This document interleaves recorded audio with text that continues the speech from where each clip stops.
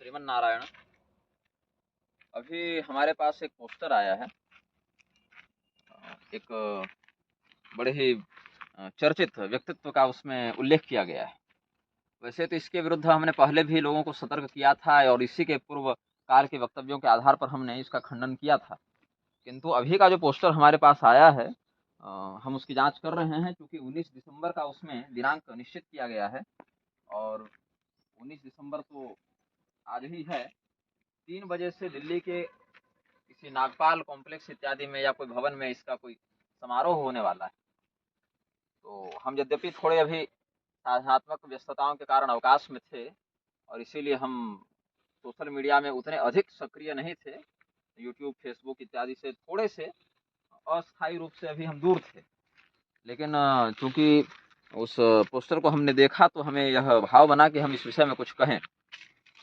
उस पोस्टर में, जो कि मैं साथ में जोड़ूंगा, एक और द्वारिका के शंकराचार्य के रूप में श्रृंगेरी के द्वारा अभिषिक्त स्वामी सदानंद सरस्वती का चित्र है और दूसरी ओर कुमार स्वामी नामक एक व्यक्ति का चित्र है, जिसके ऊपर परम पूज्य महाब्रह्मर्षि इस प्रकार से शब्द का प्रयोग किया गया है। अब ये कुमार स्वामी जो है वो किसी विशेष विद्या का, किसी विशेष मंत्र शक्ति का दावा करते हुए लोगों के रोगों को चमत्कारिक रूप से ठीक करने का दावा करता है और करोड़ों लोगों को इसने रोग मुक्त किया है, ऐसा इसके अनुयायियों का मत है, ऐसा उनके अनुयायियों का दावा है। और पूरे भारतवर्ष में ही नहीं, अभी तो विदेशों में भी इसके बहुत से मंदबुद्धि हैं जो समर्थन करते हैं, इसके समर्थक हैं। इसका कहना है कि ये कुछ बीज मंत्र देता है और उस बीज मंत्र का जाप करके करोड़ों लोग, मतलब 10 करोड़ 20 करोड़ लोग भी रोग मुक्त हुए हैं। मतलब पूरे पृथ्वी की अभी वर्तमान ज्ञात जनसंख्या अगर 8 अरब मनुष्यों की माने, उसमें 20 करोड़ लोगों को मात्र एक इस कुमार स्वामी ने, या जो महाब्रह्मर्षि अपने आप को बताता है, इस व्यक्ति ने केवल बीज मंत्र का जाप करवा के अपने मंत्र की ऊर्जा से या तरंगों से ठीक कर दिया है। ये इसका मतलब। अब इसके कुछ वीडियो पर हमने ध्यान दिया, इसके कुछ वक्तव्य पर हमने ध्यान दिया पूर्व काल में।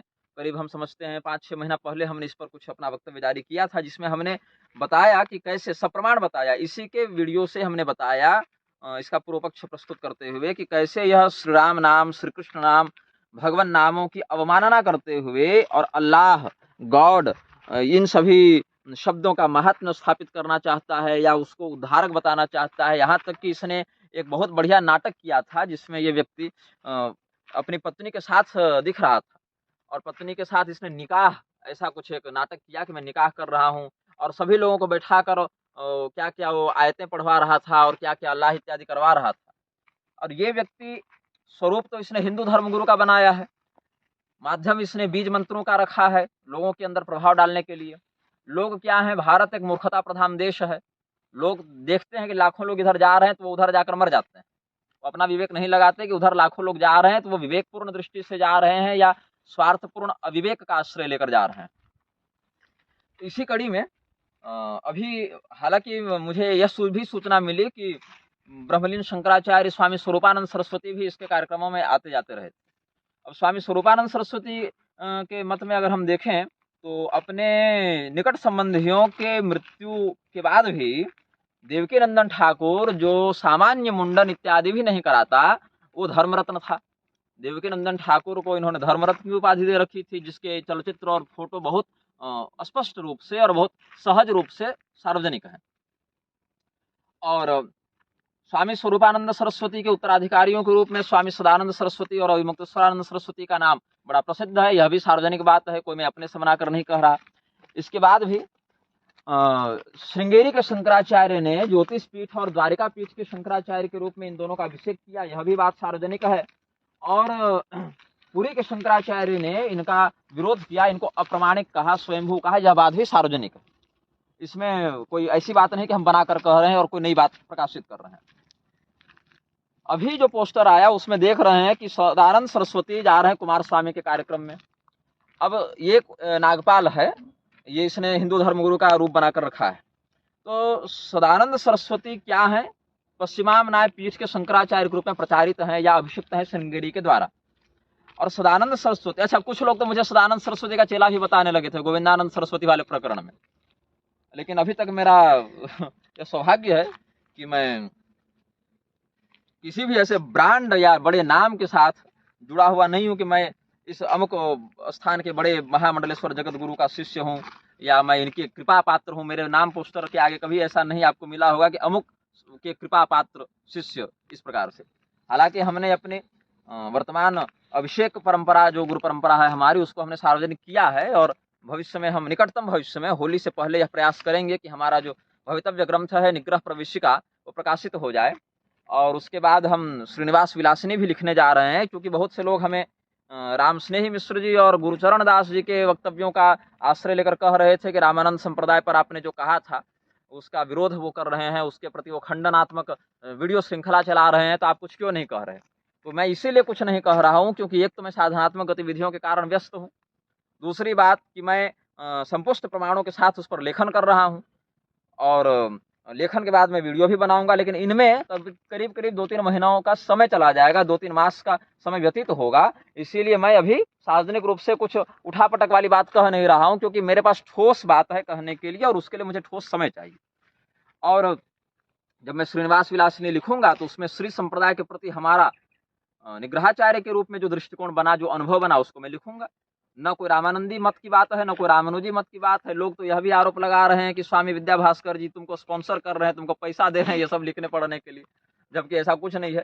सत्य यह है कि मात्र सहृदयता के लिए, सहानुभूति परक सौहार्द के निमित्त उन्होंने अनेकों विषयों में हमारी भौतिक या साधनात्मक सहायता की है, और हम भी अन्य जनों की करते हैं जहां वैसा लगता है। यहाँ तक कि कई बार तो हमने अपने विरोधियों के पास भी अपने सुहृदों को भेजा है, अगर उनके पास कुछ ज्ञान है, कुछ विद्या है, कुछ साधना है, कुछ सदाचरण है, तो उनसे उत्प्रेरणा लेने के लिए। अगर मुझे ही अपना कोई ब्रांडिंग करनी रहती, अपनी कोई मार्केटिंग करनी रहती इन जैसों के समान, तो आज बताइए लगभग लगभग मान्य या अमान्य धर्म गुरुओं के साथ दीक्षा संगोष्ठी का कार्यक्रम होता ही है। ताबड़तोड़ कुल धर्म का, वर्ण धर्म का, सांकर्य दोष का विचार किए बिना ही लोग ताबड़तोड़ दीक्षा देकर उसके प्रधान कुल धर्म से विमुख करके अपनी ओर खींचने का प्रयास करते हैं, और इसमें लगभग लगभग बड़े लोगों के नाम आ जाते हैं। इसलिए किसी एक का नाम मैं नहीं लूंगा, क्योंकि सबों के नाम लगभग इसमें सम्मिलित हो जा रहे हैं। अमुक व्यक्ति का विवाह किस रीति से हुआ, अमुक व्यक्ति का जन्म किस रीति से हुआ, उसके गोत्र की, कुल की क्या वैदिक आगम सम्मत मर्यादा है, इसका संपूर्ण या कम से कम न्यूनतम परीक्षण किए बिना ही लोग बहुत तरह के गुरुमंत्र बांटते चलते हैं, सार्वजनिक दीक्षा संगोष्ठी लगाते चलते हैं, जो कि मैंने नहीं किया कभी, और ईश्वर करें कि ऐसी दुर्बुद्धि मेरी कभी न हो। तो हम यह कह रहे थे कि सदानंद सरस्वती इस कार्यक्रम में जा रहे हैं, स्वयं को द्वारिका के शंकराचार्य के रूप में प्रचारित करते हैं, और यह भी कहते हैं कि सनातन धर्म का सर्वोच्च निर्णायक होते हैं शंकराचार्य, सनातन धर्म के सर्वोच्च धर्मगुरु के रूप में अभिषिक्त है शंकराचार्य। ये सब बातें बताई जाती हैं, लेकिन पश्चिमामनाय जो प्रथम आमनाय के रूप में जानकारी, जहाँ तक मठामनाय में पश्चिमामनाय से प्रारंभ किए हैं शंकराचार्य जी, बताना जहाँ तक मुझे याद आ रहा है, अगर मैं गलत हूँ तो मुझे बता दीजिएगा, लेकिन पश्चिमामनाय से ही वो वर्णन किए मठामनाय के मठ संप्रदाय परंपरा का। तो वहां पर वो पश्चिमामनाय के शंकराचार्य के रूप में अभिषिक्त व्यक्ति का शंकराचार्य के पद में अभिषिक्त होने से पहले भी ऊपर कोई महिला कथावाचिका बैठकर कह रही है, प्रवचन कर रही है, और दंडी स्वामी होकर ये नीचे बैठे हुए हैं, ये बात भी सार्वजनिक है।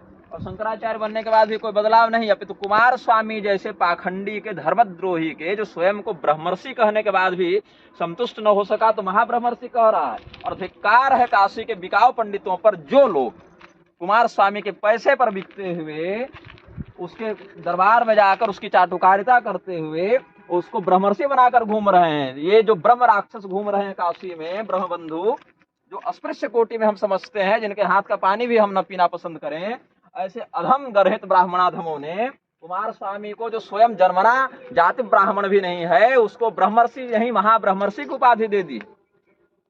जिन लोगों ने विरोध किया उनका हम समादर करते हैं, जिन लोगों ने कुमार स्वामी के धन बल के आगे अपना मस्तक नहीं झुकाया, उसके पाखंड को प्रश्रय या प्रस्तावना नहीं प्रदान की, उनको हम समादृत करते हैं। किंतु जिन धूर्तों ने ब्राह्मण कुल में उत्पन्न होने के बाद भी जन्म कर्म संस्कार विहीन व्यक्ति को महाब्रह्मर्षि की उपाधि दे रखी है, उन लोगों को तो हम इस तीर्थ में आकर गाली भी नहीं देना चाहते, वो इस योग्य भी नहीं। और रही बात सदानंद सरस्वती की, अब ये शंकराचार्य बन गए हैं या बना दिए गए हैं या उस रूप में प्रचारित हो रहे हैं, अगर ये इस प्रकार का कृत्य करेंगे तो शंकराचार्य जी की परंपरा जो लुप्त हो जाएगी, जिसकी भविष्यवाणी शक्ति संगम तंत्र में है कि मुख्य परंपरा जो शंकराचार्य जी की वो छिन्न हो जाएगी, भिन्न हो जाएगी, विखंडित हो जाएगी। वो क्यों हो जाएगी? ऐसे ही लोगों के ऐसे कुकृत्यों के कारण हो जाएगी जहां पर स्वयं को शंकराचार्य के रूप में ख्यापित करने वाले व्यक्तित्वों के द्वारा भी कुमार स्वामी जैसे दंडनीय और बहिष्कृत किए जाने योग्य व्यक्ति के प्रति इस प्रकार का व्यवहार किया जाएगा। उसके कार्यक्रमों में वो सम्मिलित होंगे, उसके साथ उठेंगे बैठेंगे और उसको उस रूप में मान्यता प्रदान करेंगे।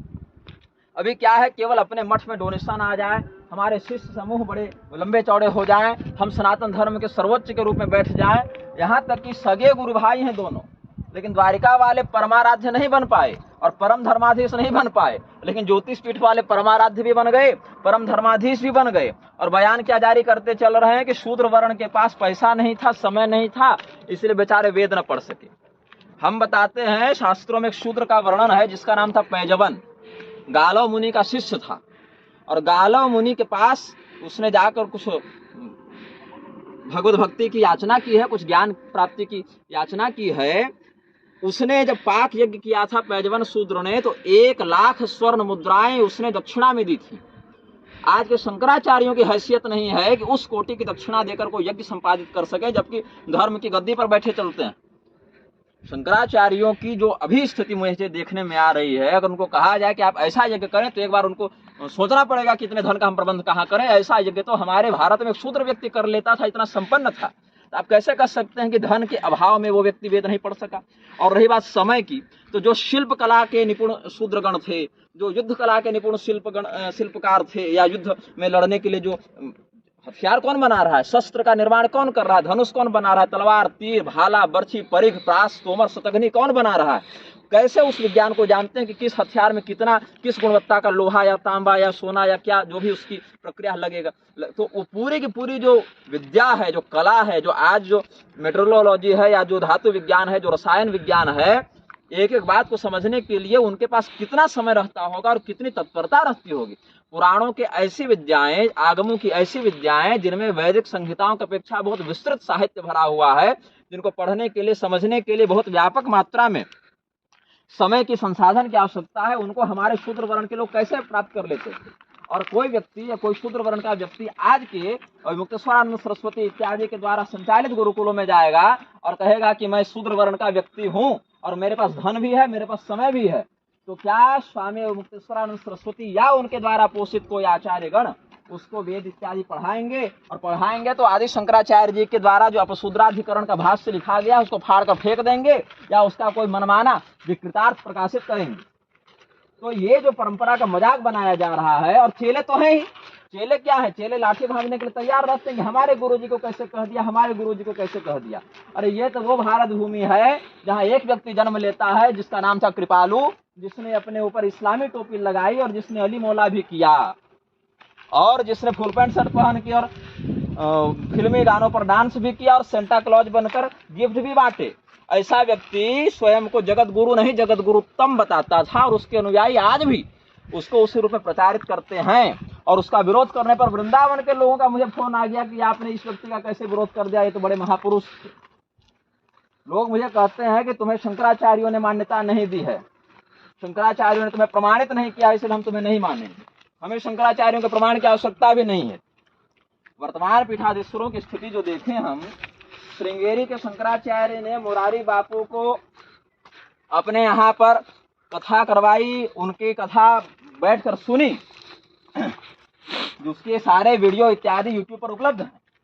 तो श्रृंगेरी के शंकराचार्य की दृष्टि में मुरारी बापू व्यासपीठ पर बैठने के योग्य थे, तभी उनको बैठाया गया, उनके मुख से कथा सुनी गई।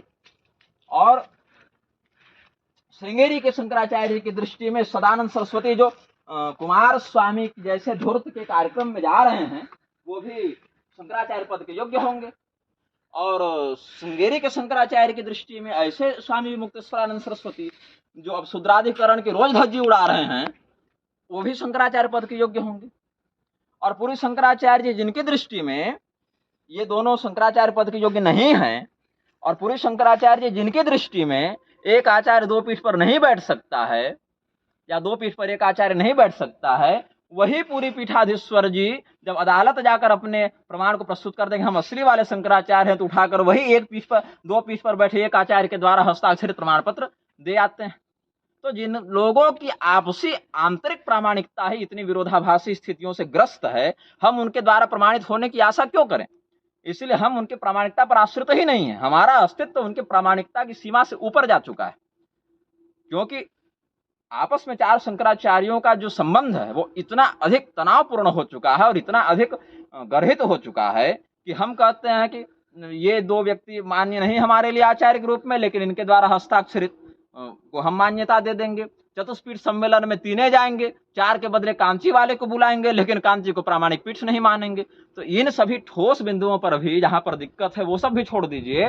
कुमार स्वामी जैसे पाखंडी के यहाँ पर सदानंद सरस्वती जैसे व्यक्ति का जो श्रृंगेरी के द्वारा द्वारिका के शंकराचार्य के रूप में अभिषिक्त हैं, उनका आना जाना अथवा उस रूप में सम्मानित रूप में या समर्थनात्मक रूप में उनका व्यवहार करना, इसको हम गर्हित मानते हैं और इसके लिए हम धिक्कारते हैं ऐसे आयोजकों को और ऐसे सम्मिलित होने वाले व्यक्तियों को। हमें आवश्यकता नहीं थी ऐसा कुछ कहने की, लेकिन हम विवश हो गए हैं, क्योंकि बारंबार बहुत देर तक अगर हम चुप रह जाएं तो समाज में बड़ा एक ये हो जाता है कि भाई आप इन विषयों पर क्यों नहीं बोल रहे हैं, क्यों चुप हैं। इतना अयम तो युग धर्मो ही वर्तते एकस्य दूषणम अतस्तु पुंडरीकाक्ष सहते निकटे स्थितः। भगवान नारद का यह चिंतन है, भगवान देवर्षि नारद यह कहते हैं कि यह संसार का युग धर्म जो है, कलयुग जो है, वह इन सभी क्रियाओं का नेतृत्व कर रहा है। आज के धर्मगुरु किसी भी विषय के निर्णय पर अब शास्त्र की ओर देखना बंद कर दिए, अब पहुंच जाते हैं हुजूरे आला जी हुजूर, नवाबे साहब, नवाबे अली, न्यायपालिका और सरकार और संसद के चक्कर में। अब हमारे धर्मगुरु किसी आपत्ति की स्थिति में भगवान की आराधना नहीं करते, अब फोन करते हैं कि अमुक जगह का नेता हमारा चेला है, अमुक जगह का सांसद हमारा चेला है, अमुक जगह का थानेदार हमारा चेला है। और अशास्त्रीय कृत्य को करने वाले, अशास्त्रीयता से भरपूर जिनका जीवन है, ऐसे लोगों के द्वारा बनाए गए कानून, बताए गए कानून के अंदर चलते हुए यह आशा करते हैं कि वो इन्हें धर्म के विषय में शास्त्रोचित और पारलौकिक श्रेय प्रदान करने वाले निर्णय से लाभान्वित करेगा। अभी मथुरा में जो हुआ है, वहां जन्मभूमि वाले प्रकरण में हमको सुनने में मिला कि भगवान केशव देव को शून्य वर्ष की अवस्था वाला एक पार्टी के रूप में वहां बनाया गया है और कहा भगवान को भी एंट्री पास मिल गई। भगवान भी जाकर, मतलब देवाधिदेव को, परमेश्वर को ऐसे अशास्त्रीय कृत्यों से जिनका जीवन भरा हुआ, ऐसे लोगों के पास कहना पड़ेगा कि हमारा मंदिर छुड़वा देते सरकार, तो आपकी बड़ी कृपा होती। जो भगवान की ओर से प्रतिनिधिभूत वकील भी होगा, विष्णु शंकर जैन इत्यादि कोई बैठे हैं वहां पर, वो लोग भी क्या कहेंगे कि बहुत ही अत्यंत सम्माननीय और अत्यंत विवेकशील जो न्यायाधीश महोदय गद्दी पर हैं, वो इसका निर्णय करें, भगवान के विषय में ये निर्णय कर रहे हैं। तो जब धर्म गुरुओं का जो विषय है, धर्म गुरुओं की श्रद्धा का जो केंद्र, वो अध्यात्म से हटकर, देवताओं के ऊपर आस्था से हटकर ऐसे लोगों के प्रति आश्रित हो जाएगा, तब जो है विप्लव का परिणाम उत्पन्न करेगा। कुमार स्वामी ने बार बार हिंदू धर्म के सिद्धांतों के ऊपर, सनातनी देवताओं की पूजा पद्धति के ऊपर आघात किया है, लोगों का भयादोहन किया, उनको मूर्ख बनाया, उनकी भावनाओं का दोहन किया। लेकिन फिर भी स्वयं को द्वारिका के शंकराचार्य के रूप में ख्यापित करने वाले, या उस रूप में लोगों को दीक्षा देने वाले, या उस रूप में शंकराचार्य के लिए अभिष्ट छत्र सिंहासन आदि का प्रयोग करने वाले सदानंद सरस्वती भी जाकर उसके सामने सहृदयता पूर्वक मिलते हैं। पूरी शंकराचार्य के दंडी सन्यासी निर्विकल्पानंद सरस्वती करौली सरकार जैसे पाखंडी के साथ सहृदयता से मिलते हैं, उसका विरोध नहीं करते। हाँ, वो आपके आश्रम में आ जाए कदाचित, आप प्रथम दृष्टिया उनको अपना अतिथि मानकर एक सौहार्द से मिल ले, हालांकि वो भी उचित नहीं है, मिल ले। आज देखिए, कोई भी सरकारी संस्थान, चाहे वो फौज का हो, चाहे विज्ञान का हो, या कहीं कोई परमाणु संयंत्र हो, या संसद भवन ही हो, उसकी अनुमति के बिना आप वहां प्रवेश नहीं कर सकते। लेकिन सनातनी देवताओं के मंदिरों में, सनातनी मठों में कोई भी गर्भपाती, कोई भी भ्रूण हत्यारा, कोई भी गौ भक्षक, यहाँ तक कि गौ हत्या का समर्थन करने वाली ये मोहन भागवत जैसे राष्ट्र कलंक जो हैं, जिनको राष्ट्र ऋषि के रूप में भी चापलूस लोग प्रचारित करते रहते हैं, ये लोग बेधड़ के आते जाते रहते हैं, घूमते फिरते रहते हैं, और कई बार तो अपनी इच्छा के अनुसार उन मठों की व्यवस्था को नियंत्रित करके विकृत करते रहते हैं। ये दुर्भाग्य हो गया है सनातन धर्म के अनुयायियों का, कि जो सनातन धर्म को आमूल ग्राह के समान ग्रस्त करने के लिए तत्पर हो गए हैं, ऐसे वंचकों को भी अपना नीति निर्धारक और अपना उद्धारक समझ बैठे हैं। तो हम अब अभी तो 3 बजे से वो कार्यक्रम प्रारंभ है, पता नहीं ये वीडियो कब अपलोड होगा, क्योंकि जंगल पहाड़ इत्यादि में सिग्नल उतना बढ़िया आता नहीं है।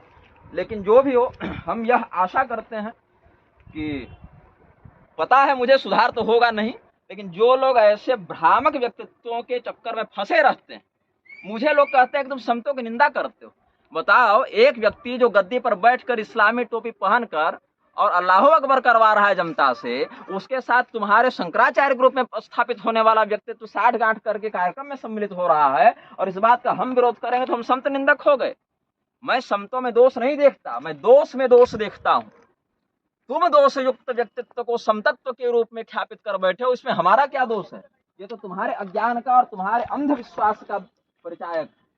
इसीलिए कोई भी व्यक्ति जो अपनी कुल परंपरा का, अपनी संप्रदाय परंपरा का, अपने उपासना परंपरा का मर्मज्ञ न हो, उसमें अधिकृत न हो, उसके प्रति केवल प्रसिद्धि या धनबल के माध्यम से प्रभावित होकर उसके मार्ग का अनुसरण करना और सन्मार्ग का परित्याग कर देना, शास्त्रोचित कुलवृद्ध सम्मत मार्ग का परित्याग कर देना श्रेय का मार्ग नहीं हो सकता है, अधोगति का मार्ग है। इसी वक्तव्य के साथ हम अपनी आपत्ति को पूर्ण करते हैं। श्रीमन नारायण, हर हर महादेव, नमः चंडिकायै।